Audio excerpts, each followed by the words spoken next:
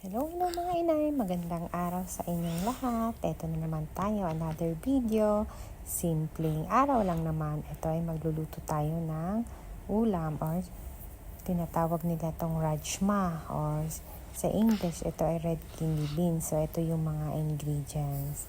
Ang sarap-sarap nito. Kaya subukan yung magluto ng ganito. So yung mga ingredients ilalagay ko na lang sa comment section. So ayan, sinimulan ko na. Inuna ko muna lahat ng mga spices.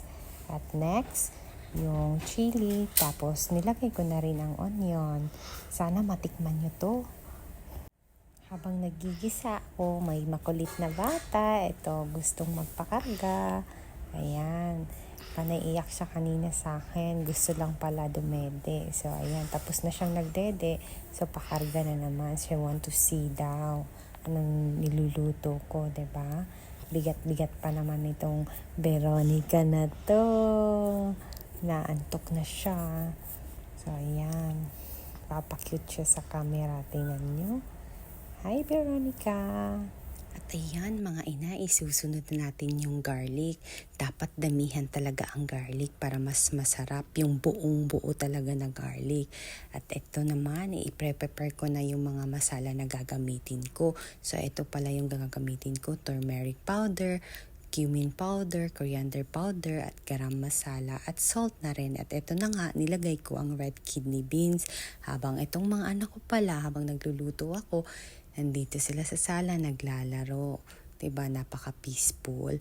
At mahabir naman natutulog. So, ito na yung mga spices na nilagay ko. Tapos, i-mix nyo talaga siya ng gusto. At yun nga pala, pinatikim ko sa kanila. Sabi pa ni Ate Thea, ang alat daw. Tapos si Veronica din, salty. O, diba? So, kaya nag-decide ako, nilagyan ko ng potatoes. So, at ito naman yung coriander leaves pala.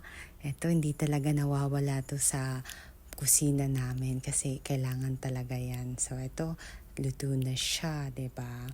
At ayan, nagsa-start na silang maglalaro.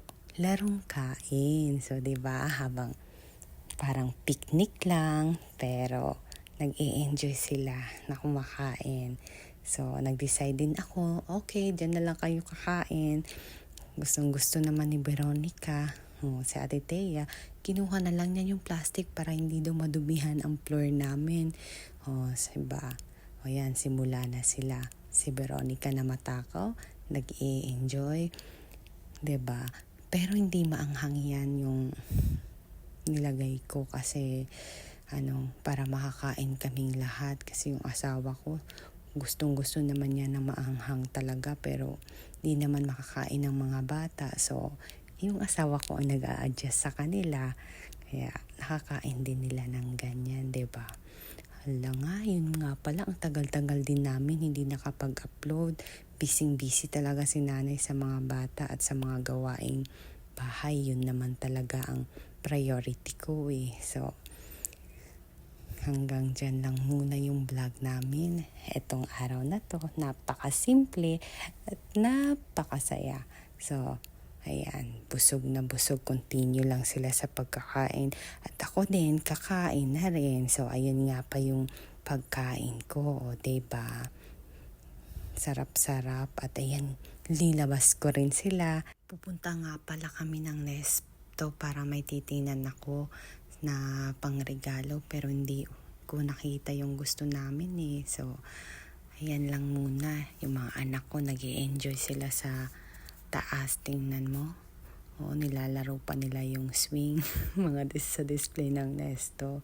So, hanggang dito lang muna ang vlog namin. Maraming salamat sa inyo. Bye!